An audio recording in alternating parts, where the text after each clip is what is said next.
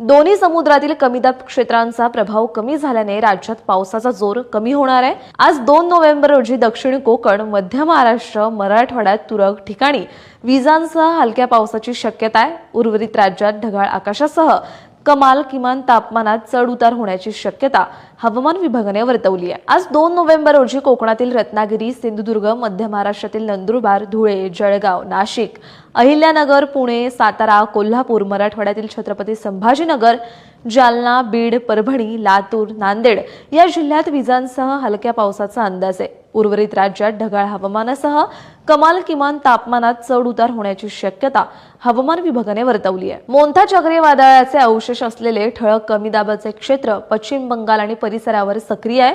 अरबी समुद्रातील कमी दाब प्रणालीची तीव्रता कमी होत असून या भागात ठळक कमी दाबाचे क्षेत्र सक्रिय आहे। ही प्रणाली गुजरात आणि महाराष्ट्राच्या किनाऱ्याकडे येणार आहे। थायलंडच्या आखातामध्ये